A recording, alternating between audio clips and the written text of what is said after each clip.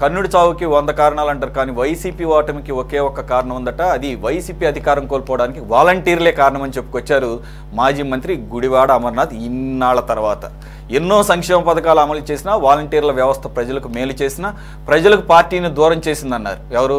వాలంటీర్సే దూరం చేశారట. ఆడలేక మధ్యలోడు అన్నట్లు వాలంటీర్ వ్యవస్థ వల్లే అధికారం పోయిందని అమర్నాథ్ గారు గగ్గోలు పెడుతున్నారు. షార్ట్ డిస్కషన్ సార్, ఈచ్ ఒక 2-3 minutes each guest. Sir Gafoor garu, ఉరుమురు మంగళం మీద పడినట్లు ఆయన ఏంటండి వాలంటీర్ల మీద పడతాడు ఇప్పుడు వెళ్ళి? ఈయన మాట్లాడేది ఇలాగే ఉంటాయేమో, దేనికి కూడా లింక్ లేకుండా. ఏమైంది ఐటీ అంటేనేమో కోడిగుడ్డు అంటాడు, పిల్ల అవ్వలేదు టైం పడుతుంది అంటాడు. అదేమంటే స్విట్జర్లాండ్ ఎందుకు వెళ్ళలేదంటే చలేస్తుంది అందుకనే వెళ్ళలేదంటాడు. ఇప్పుడు ఈరోజు కాబట్టి వాలంటీర్లకు గుర్తుకొచ్చినారు ఆయనకు. పాయింట్ ఏమిటంటే సురేష్ గారు, గుడివాడ అమర్నాథ్ కు ఒక యాంగిల్ కనపడుతుంది, మన అంబటి రాంబాబుకి ఇంకొక యాంగిల్ కనపడుతుంది, రోజా గారికి ఇంకొక యాంగిల్ కనపడుతుంది. వైసీపీ నాయకత్వం ఆత్మహత్య చేసుకోవాలి, ఎందుకు మేము ఓడిపోయినాం అనేటువంటిది అందరూ కలిసి కూర్చొని అన్ని కారణాలు ముందేసుకొని ఏ కారణం ఎంత అనేటువంటిది చెప్పుకుంటే వాళ్ళకి ఏంటంటే భవిష్యత్తులో ఏదైనా అవకాశం ఉంటుంది. అట్లా కాకుండా ఎవరు దోచింది ఈరోజు వాలంటీర్ల మీద కోపం వచ్చింది తిట్టేయడం, రేపు ఇంకోరి మీద కోపం వస్తుంది తిట్టేయడం, దానివల్ల అది. ఎందుకంటే వాలంటీర్లు ఏం చేస్తారంటే పాపము, వాలంటీర్లను వాళ్ళేమి ఉద్యోగాలు పర్మనెంట్ ఉద్యోగాలు కాదు, 5,000 రూపాయలు ఎట్టి జాకెట్ చేయించుకున్నారు, మీరు చెప్పిన పని చేసినారు వాళ్ళు. అయితే వైసీపీ కార్యకర్తలాగా పనిచేయాలా అనేది అది కరెక్ట్ కాన్సెప్ట్ కాదు కదా. వైసీపీ కార్యకర్తలాగా పనిచేయాలంటే వైసీపీ జీతం ఇచ్చి ఉండాలా. ఇచ్చిందేమో గవర్నమెంట్ డబ్బులు, వాళ్ళు గవర్నమెంట్ డ్యూటీలు చేస్తారు, రేషన్ కార్డు వెరిఫికేషన్ లేకుంటే ఇంకోటో పెన్షన్లో అదో ఏదో వాళ్ళు చేస్తారు. ఇప్పుడు వాళ్ళ మీద ఏడిస్తే ఏం ఉపయోగము? మీ ఏడుపు మీ మీద ఉండాలా, మీ ముఖాల మీద ఉండాలా. నువ్వు కోడి సామెతలు చెప్పి నువ్వు మొత్తం ఏదో బ్రహ్మాండంగా అభివృద్ధి అయిపోయింది ఐటీ రంగం అని చెప్తే జనం ఆ చెంప ఈ చెంప వాయించినారు అక్కడ. ఎందుకు నువ్వు ఓడిపోయినావు అది చెప్పుకో ముందు. కాబట్టి గుడివాడ అమర్నాథ్ లాంటి వాళ్ళు ఇంకోరి మీద ఎక్కడో తోసేసి ఉండడం కాదు, వైసీపీ ఓడిపోవడానికి మీలాంటి వాళ్ళే కారణము. జగన్మోహన్తో సహా మీ రాజకీయ నాయకత్వం కారణం. మీరు చేసిన చేష్టల వల్లనే ప్రజలు దూరమైనారు, ప్రజలు మీ పట్ల అసహించుకున్నారు, కాబట్టి చిత్తుగా ఓడించుకున్నారు. ఇప్పటికైనా సరే లెంపలేసుకొని మేము తప్పు చేసినాం అనుకొని ప్రజల దగ్గర పోతే ఈ రోజు కాకపోయినా రేపైనా మీకు భవిష్యత్తు ఉంటుంది. సార్ బాజీ గారు, చాలా అన్యాయం అనిపిస్తుంది ఈరోజు ఆయన మాట్లాడటం. ఆయనకి యాక్చువల్గా వాలంటీర్లని ఏడిపించింది, వాళ్ళ ఉసురు తీసుకుంది అందరు బాధ్యులే దీంట్లో. ఇప్పుడున్న కూటమి ప్రభుత్వం వాళ్ళని అన్యాయం చేశారు, వైసీపీ ప్రభుత్వం ఈరోజు వాళ్లే కారణం అని చెప్పడం. అందులో గుడివాడ అమర్నాథ్ లాంటి వాళ్ళు వాలంటీర్లని అదేమంటే గెజిటెడ్ ఆఫీసర్లా ఫీల్ అయ్యారంట. అసలు ఆయన మాట్లాడే దాంట్లో ఇంతన్నా అసలు కనీసం కనికరం ఉందండి? 5,000 రూపాయలు ఇచ్చి గెజిటెడ్ ఆఫీసర్ అంటావా? అసలు నీకు మైండ్ పని చేస్తుందా? నువ్వు నిజంగా మైండ్ లేని మినిస్టర్ అని అప్పుడే ప్రూవ్ చేసుకున్నావు. ఇప్పుడు కూడా అంతే, నీకేం ఏమి ఇంత కూడా డెవలప్ కాలే. కోడిగుడ్డు అంటావా? ఏంటి రాష్ట్రం డెవలప్ అయింది ఐటీ అంటే? రాష్ట్రం విడిపోయిన తర్వాత కోడిగుడ్డు లాగానే ఉన్నాం ప్రస్తుతం. ఇంకా అది కోడిగుడ్డు పగలాలి, పిల్ల అవ్వాలి, పెద్ద కోడి అవ్వాలి అని చెప్పేసి అప్పుడు భాషని చెప్పావు. అదేంటే అన్ని రాష్ట్రాల మంత్రులు వెళ్తున్నారు, ఐటీ మినిస్టర్లు. స్విట్జర్లాండ్ వరల్డ్ ఎకనామిక్ ఫోరంకి వెళ్ళాలి కదంటే అమ్మ ఫిబ్రవరి జనవరిలో పెడతారు. స్విట్జర్లాండ్లో మైనస్ టెంపరేచర్స్ ఉంటాయి. ఎవరికి తెలియదు, స్విట్జర్లాండ్లో ఎప్పుడు మైనస్ టెంపరేచర్స్ ఉంటాయి, నాట్ ఓన్లీ జనవరి ఫిబ్రవరి కదా, ఎప్పుడు ఉంటాయి. అలాంటి కారణం చెప్పి నువ్వు ఈరోజు వాలంటీర్లు 5,000 రూపాయలు ఇచ్చి గెజిటెడ్ ఆఫీసర్ లాగా ఫీల్ అయ్యారని చెప్పేసి అంటానికి ఆఖరి కూటమికి ప్రభుత్వానికి వాళ్ళని అర్హత లేదు, వైసీపీ వాళ్ళకి లేదు. కనీసంగా వైసీపీ వాళ్ళకి వాళ్ళ పట్ల గ్రాటిట్యూడ్ చూపించాలి. ఆ రకంగా పథకాలను ప్రజల్లో తీసుకెళ్ళారు. లేకపోతే 39%, 40% కూడా ఓటింగ్ వచ్చేది కాదేమో. ముందు అది ఆలోచించుకోవట్లేదు వీళ్ళు. నా opinion sir. What is your observation please? ఇప్పుడు అమర్నాథ్ గారు ఏ కోణంలో ఆలోచించారనేది నేను జస్ట్ కొద్దిగా పరిశీలిస్తే నాకు అర్థమైంది ఏంటంటే, ఇప్పుడు 2,70,000 మంది వాలంటీర్ వ్యవస్థను ఏర్పాటు చేసుకున్నాము, వీళ్ళందరి చేత అనేక సంక్షేమ పథకాలని మేము ప్రజల దగ్గరికి తీసుకెళ్ళాము, కాబట్టి వీళ్ళందరూ కూడా మాకు పనిచేస్తారు ఎలక్షన్లో అని ఆశించాము. అయితే వాళ్ళల్లో అందరినీ రాజీనామా చేసేయండి, మేము మళ్ళీ మీకు ఉద్యోగాలు ఇస్తాము అని చెప్తే చాలా మంది రాజీనామా చేయలేదు. కొంతమంది చేశారు, 1,70,000 మంది అలాగే ఉన్నారు, 1,00,000 మంది రాజీనామా చేశారు. అయితే ఈ 1,70,000 మంది కూడా మాకు పని చేయకుండా చంద్రబాబు గారికి పనిచేశారు. ఎందుకంటే ఆయన 10,000 రూపాయలు ఇస్తా అన్నాడు కాబట్టి 10,000 పెంచుతా ఉన్నాడు కాబట్టి మాకు పని చేయకుండా చంద్రబాబుకి పనిచేసి మమ్మల్ని ఓడించారు అనేది ఆయన భావన అనేది నాకు అర్థమైంది. మరి వాళ్ళు ఒకటి అనుకుంటే ఇంకోటి జరిగింది అనేది, ఒక ఆశాభంగం జరిగింది అనేది ఆయన మాటల్లో ధ్వనించింది. ఏదేమైనా కానీ మీరు అన్నట్టుగా ఏంటంటే వాలంటీర్లని అన్యాయం చేశారు, ఆయన చేశారు. 10,000 రూపాయలు ఇస్తామని వీళ్ళు అన్యాయం చేశారు. ఇప్పటి వరకు కూడా తెలుగుదేశం ప్రభుత్వం ఏదైతే ఉందో వాలంటీర్లకి మరి ఆశ పెట్టి మళ్ళీ ఉద్యోగాలు ఇస్తాము, మీకు 10,000 ఇస్తామని చెప్పి మోసం చేశారు. ఏదైతే ఈ ప్రభుత్వం ఉందో కూటమి ప్రభుత్వం వాలంటీర్లను మోసం చేసింది. జగన్మోహన్ రెడ్డి ప్రభుత్వం వాలంటీర్లతో ఓడిపోయారా, గెలిచారా, ఏం చేశారా అని పక్కన పడేయండి. వాళ్ళకి ఆశలు కల్పించి మేము మీకు ఉద్యోగాలు ఇస్తామని 10,000 ఇస్తామని చెప్పేసి పాపం చిన్న చిన్న జీవితాలతో బతికే వాళ్ళని అన్యాయం చేసింది ఏదైతే కూటమి ప్రభుత్వం. ఇప్పటికైనా వాళ్ళకి ఎక్కడున్నారో ఏం చేస్తున్నారో పాపం వాళ్ళకి ఏదైనా న్యాయం చేస్తే బాగుంటుందనేది నా ఉద్దేశం. అయితే గుడివాడ అమర్నాథ్ గారు మీరు అన్నట్టుగా ఏంటంటే ఒక రకంగా మాట్లాడతాడు. ఆయన మాటలకు అర్థం లేదు. బహుశా ఏంటంటే 10,000 ఆశపడి ఓడిచ్చారు మమ్మల్ని అనే ఆ కోణంలోనే ఆయన మాట్లాడి ఉండొచ్చు. కాబట్టి ఏంటంటే మనం ఇప్పుడు అయిపోయింది, ఇవాళన్నా కానీ ఈ వాలంటీర్ల మీద న్యాయం చేయాలని చెప్పేసి నేను కోరుకుంటున్నానండి. సురేష్ గారు. కిరణ్ గారు, వాలంటీర్లు తప్ప మా ప్రభుత్వం తప్పే లేదు అనే ఒక మూర్ఖత్వంతో మాట్లాడనేటువంటిది స్పష్టంగా అర్థమైపోతా ఉంది.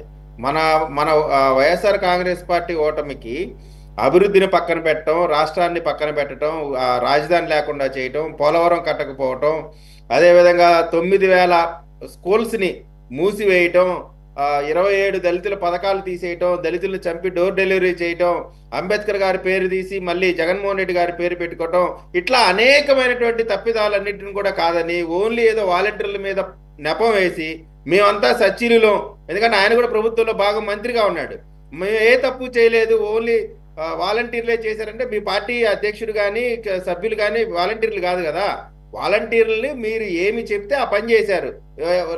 లోకల్ బాడీ ఎలక్షన్స్ వచ్చినప్పుడు వెళ్ళి ఓటర్లు బెదిరించండి అంటే బెదిరించారు.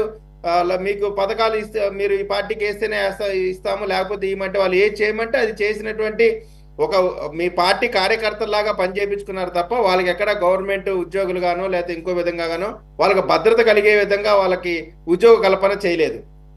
సరే, వాళ్ళ కంటిన్యూషన్ దానికి సంబంధించిన సబ్జెక్ట్ వచ్చినప్పుడు దాని గురించి మాట్లాడదు. ఇప్పుడు అమర్నాథ్ సబ్జెక్టుకి వచ్చేసరికి మాత్రం కేవలం వాళ్ళ ప్రభుత్వంలో చేసినటువంటి వాళ్ళ తప్పులన్నీ కాదని ఓన్లీ వాలంటీర్స్ మీద నెట్టేసి పక్కెళ్ళారంటే ఖచ్చితంగా వాలంటీర్స్ అమర్నాథ్ టార్గెట్ గా వెళ్ళి అతన్ని సమాధానం అడగాలి. వీళ్ళు మేము ఏం తప్పు చేశామనేటువంటి అడగాల్సిన బాధ్యత వాలంటీర్ల పైనే ఉంది. అమర్నాథ్ని ప్రశ్నించాల్సినటువంటి అవసరం కూడా ఉందండి. కిరణ్ గారు, మీరు తప్పించుకోలేరు. మీరు అట్లా సింపుల్ గా అమర్నాథ్ ఏదో ఈ రోజు ఏదో నోరు దారి కొద్ది డైవర్ట్ చేసి మీ నెత్తినేది పాలు పోసాడు అనుకోకండి. వాలంటీర్లకే అందరికన్నా చివరిలో అన్యాయం చేసింది మీరే అవుతారు. రెండు, మీరు టెక్నికల్ రీజన్స్ చెప్పి తప్పించుకోవడానికి లేదు. ప్రభుత్వం చేతిలో అన్నీ ఉంటాయి. ఒక జీవో ఇవ్వండి. ఎందుకు జీవో ఇవ్వలేదు? జీవో లేకపోతే ఇప్పుడు ఇవ్వండి ఫ్రెష్గా. రెండోది, అమర్నాథ్ గారు చెప్పిన వ్యాఖ్యలను బట్టి నిజమే అనుకుందాం కాసేపు. వారి వల్లనే కనుక వారి వల్లనే మీరు గెలిచారని కాదు, వారి పాత్ర కూడా ఉందని అనుకుంటే కనీసం ఆ రకంగా రుణం తీసుకోవాల్సినటువంటి బాధ్యత మీ మీద ఉంటుంది. రెండోది, ఇదేమి లేని అడగట్లేదు. మీరు 100 సార్లు చెప్పారు, మీరు కాదు స్వయం చంద్రబాబు నాయుడు గారు 10,000 ఇస్తాను ఎవరిని తీసేయమని చెప్పేసి.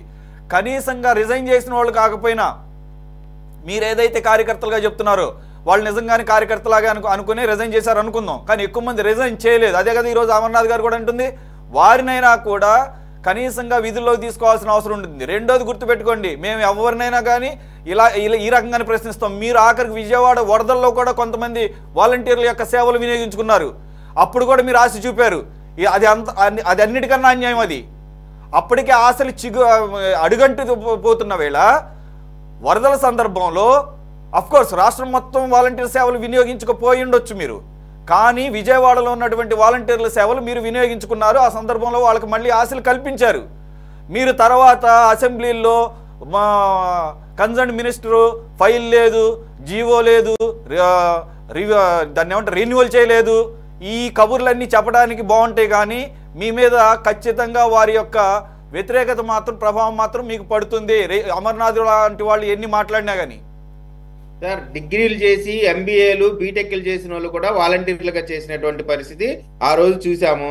ఖచ్చితంగా క్వాలిఫికేషన్ ఉన్నటువంటి వాళ్ళందరికీ కూడా మంచి ఉద్యోగాలతో ఈ రోజున ఆంధ్రప్రదేశ్లో అత్యధికమైనటువంటి కంపెనీలు కూడా వస్తూ ఉన్నాయి. వాళ్ళకి వాళ్ళ భవిష్యత్తు బాగుండే విధంగా కొత్త ఉద్యోగాల కల్పన జరుగుతుంది. వాళ్ళందరూ కూడా అక్కడ అకామిడేట్ చేసేటువంటి అవకాశం ఉంది. ఖచ్చితంగా ఎవరైతే క్వాలిఫైడ్ పీపుల్ ఉన్నారో, ఇది డిగ్రీయో లేకపోతే బీటెక్, ఎంటెక్, ఎంసీఏలు చేశారో వాళ్ళందరూ కూడా కేవలం వాలంటీర్లుగా కాకుండా వాళ్ళకి సార్ కిరణ్ గారు ఇప్పుడే ఒక చిన్నపాటి ఇనిషియేషన్ మేబీ ఇక్కడే స్టార్ట్ చేద్దాం. ఎవరైతే వాలంటీర్స్ లిస్ట్ ఉంటుంది కదా మీ దగ్గర, వాళ్ళందరినీ కూడా ఏదో రకరకాల ట్రైనింగ్ ఇది క్యాంప్స్ పెడతా ఉంటున్నారు కదా, వాళ్ళకి ప్రయారిటైజ్ చేసి రేపు వాళ్ళని ఇంక్లూడ్ చేసుకునే దాంట్లో వాళ్ళని ప్రయారిటీగా తీసుకునేటటువంటిది ఏదన్నా ప్రకటన ఇప్పించండి. ఖచ్చితంగా ఇది మంచి సలహా అండి. ఖచ్చితంగా నాకు లోకేష్ గారి అపాయింట్మెంట్ ఉంది త్వరలోనే. ఖచ్చితంగా ఈ పాయింట్ ని లోకేష్ గారి దృష్టికి కూడా తీసుకెళ్తామండి. కృష్ణాంజలి గారు ప్లీజ్. సురేష్ గారు, వాలంటీర్లకు సంబంధించినటువంటి అంశాలు వైసీపీ ఓడిపోవడానికి కారణం అనేటువంటి అంశం మీద వైసీపీ ఓడిపోవడానికి ప్రధానమైనటువంటి ఒక 10 కారణాలు కనుక తీసుకుంటే వాలంటీర్ల అంశం కూడా దాంట్లో దాగి ఉంది అనేటువంటిది నా ఒక్క ఉద్దేశం. అయితే ఇక్కడ నా కోణం ఏంటి అని అంటే, వాలంటీర్ల వల్ల వైసీపీ ఓడిపోవటం కాదు, వాలంటీర్లని రాజకీయంగా దురుద్దేశపూర్వకమైనటువంటి విధంగా వినియోగించాలనేటువంటి జగన్మోహన్ రెడ్డి ఆలోచనల వల్ల వైఎస్ఆర్ కాంగ్రెస్ పార్టీ ఓడిపోయింది. అదేమిటి? రాష్ట్రంలో స్థానిక సంస్థలకు సంబంధించినటువంటి వ్యవహారంలో ఒక గ్రామం సర్పంచ్, ప్రజల ద్వారా ఎన్నికైనటువంటి సర్పంచ్, గ్రామ పంచాయతీ వార్డు మెంబర్లు, అదేవిధంగా పంచాయతీరాజ్ వ్యవస్థ, ఎంపీటీసీ, జెడ్పీటీసీలు, మున్సిపల్ కార్పొరేషన్లు, అదేవిధంగా ఎమ్మెల్యేల వరకు వీళ్ళందరూ ఎవరు? ప్రజల ద్వారాగా ఎన్నికైనటువంటి ప్రజాప్రతినిధులు. జగన్మోహన్ రెడ్డి ఏమనుకున్నాడంటే, అసలు వీళ్ళందరితో నాకేం పని లేదు, నేనున్నాను, బటన్ నొక్కుతున్నాను, డబ్బులు జనానికి వెళ్తున్నాయి, ఎక్కడనుంటే వాలంటీర్లు వెళ్ళి డబ్బులు పంచుతున్నారు, పంచి వాళ్ళకి ఏమి చేస్తున్నారు. 50 కుటుంబాలకు ఒక వాలంటీర్లే నేను నిఘా వ్యవస్థ పెట్టాను. వాళ్ళు వైసీపీ వాళ్ళు ఎంతమంది, తెలుగుదేశం వాళ్ళు ఎంతమంది, జనసేన వాళ్ళు ఎంతమంది. ఒకవేళ తెలుగుదేశం జనసేన వాళ్ళు ఉన్నారనుకోండి, వాళ్ళని ఎలా బెదిరించాలి, వాళ్ళని ఎలాగో మన వైపు తెచ్చుకోవాలి, లేక వాళ్ళని ఎలా కొనాలి, ఇవన్నీ వాలంటీర్లు చెప్తారు రేపు పొద్దున మనకి. కాబట్టి ఈ మిగతా ఎవరితో మనకు పని లేదు, ప్రజాప్రతినిధులతోనూ ఎవరితో పని లేదు, ఎమ్మెల్యేతో కూడా పని లేదు అనేటువంటి విధంగా వ్యవహరించినటువంటి పరిస్థితుల్లో వైసీపీ ప్రభుత్వం ఉన్నప్పుడు వాళ్ళే చెప్పుకున్నారు, సర్పంచులు మా వాళ్ళే, ఎంపీటీసీలు మా వాళ్ళే, మున్సిపల్ కార్పొరేషన్ అన్ని మేమే గెలిచామని చెప్పుకున్నారు. మరి ఎందుకు 151 నుంచి 175కి పోలేకపోయారంటే, వాళ్ళందరూ కూడా మీరు వాలంటీర్లకు ఇచ్చినటువంటి గౌరవం కూడా ప్రజాప్రతినిధులకు ఇవ్వలేదు. సర్పంచులకు వచ్చేటువంటి సెంట్రల్ గవర్నమెంట్ వచ్చేటువంటి డబ్బులను కూడా ఈ రోజున ఆ వైసీపీ ప్రభుత్వము మొత్తం లాక్కొని వాళ్ళను కూడా నిర్వీర్యం చేసినటువంటి పరిస్థితుల్లో ఖచ్చితంగా జగన్మోహన్ రెడ్డిని ఓడించాలని నిర్ణయించుకున్నటువంటి వాళ్ళు వైసీపీకి సంబంధించినటువంటి స్థానిక సంస్థల ప్రజాప్రతినిధులు, వైఎస్ఆర్ కాంగ్రెస్ పార్టీ నాయకులు కూడా, క్షేత్రస్థాయి నాయకులు కూడా. ఎందుకు అంటే వాళ్ళని పట్టించుకునే వాళ్ళు ఎవరు లేరు, జగన్మోహన్ రెడ్డి పట్టించుకోవాలా. అదేవిధంగా జనం కూడా వాళ్ళతో ఏం పని లేదు, జనానికి ఎవరు కావాలి, వాలంటీర్ కావాలి. అలాంటప్పుడు ఆ విధమైనటువంటి పరిస్థితిలో జగన్మోహన్ రెడ్డి ఒక అనాలోచితమైన నిర్ణయం, అప్రజాస్వామికమైనటువంటి నిర్ణయం ఇది. అందుకని జగన్మోహన్ రెడ్డికి భస్మాసుర అస్తం అయింది. అది ఇప్పుడు జగన్మోహన్ రెడ్డి క్షేత్రస్థాయిలోనే కాదండి, రాష్ట్ర స్థాయిలో కూడా ఆయన ముఖ్యమంత్రి లాగా ఫీల్ అవ్వలేదు, ప్రజాస్వామ్యయుతంగా ఫీల్ అవ్వలేదు. ఎందుకంటే ఆయన ఎప్పుడు ప్రజలను కలవలేదు, ప్రజలు ఎవరు ఆయన కలవనేలేదు. ఇది కాదు, ఆయన ఏమనుకున్నాడు, నేను రాజును కాబట్టి నేను పరిపాలకుడుగా ఉంటాను, నాకు సామంత రాజులు ఉన్నారు, 5 సామంత రాజులు, వీళ్ళు తప్ప మళ్ళీ ప్రజాస్వామ్యయుతంగా ఉన్నటువంటి మంత్రి మండలి లేదు, ఆ మంత్రులకు విలువ లేదు, వారికి సొంత నిర్ణయాలు లేవు, కనీసం ప్రెస్ కాన్ఫరెన్స్ పెట్టేటువంటి అధికారం కూడా లేదు. మరి వీళ్ళందరూ ఏం చేస్తారు, జగన్మోహన్ రెడ్డికి ఒకసారి బుద్ధి చెప్పాలి అని చేసిన తర్వాత పాపం వాలంటీర్లు ఏం చేస్తారు, వాలంటీర్లు చెప్తే ఓట్లు వేస్తారా? కాబట్టి జగన్మోహన్ రెడ్డి వల్లే ఈ విధమైనటువంటి ఓటమి, అది కూడా వాలంటీర్లను ఈ రాంగ్ రూట్ లో ఉపయోగించినటువంటి వల్ల జగన్మోహన్ రెడ్డి వల్ల ఈ ఘోరమైనటువంటి ఓటమి వచ్చిందనేటువంటిది అర్థం చేసుకుంటే జగన్మోహన్ రెడ్డి భవిష్యత్తులో సరి చేసుకుంటాడు. అంగీకరించకపోవచ్చు, ఏ రాజకీయ నాయకుడు అంగీకరించడం, ఎందుకు ఓడిపోయాడో చెప్పడం, ఎందుకంటే ఇది వాళ్ళు చెప్పుకుంటే వాళ్ళకు పరువు పోయింది కాబట్టి పైకి చెప్పరు, కనీసం లోపలన్నా అంతర్మతనం చేసుకోవాలి. జగన్మోహన్ రెడ్డి గారే కాదు కదా, ఇప్పుడు ఆయన మంత్రివర్గంలో పనిచేసిన వీళ్ళు కూడా గురువింద గింజ సామెతలాగా ఆ మచ్చలు చూసుకోకుండా వెళ్ళి వాలంటీర్ల మీద పడి ఎడుతున్నారు. కాబట్టి అటు వైసీపీ ఇటు కూటమి ప్రభుత్వం ఇద్దరు కూడా వాలంటీర్లకు అన్యాయం చేశారు. మరొకసారి నేను రిపీట్ చేస్తున్నాను, వారి విషయంలో ఇప్పటికే చాలా లేట్ అయింది, నెవర్ టూ లేట్ అంటారు కదా, ఆ రకంగా ఏమన్నా ఆలోచన చేస్తే బాగుంటుంది అనేది ఈ వేదికగా చెప్పదలుచుకున్నాను. థ్యాంక్స్ ఫర్ జాయినింగ్ కిరణ్ గారు, గఫూర్ గారు, కృష్ణానిల్ గారు అండ్ బాజీ గారు. ఇది వాళ్ళ టాప్ డిబేట్. మరో అంశంతో మళ్ళీ కలుద్దాం. Stay tune to city 24/7.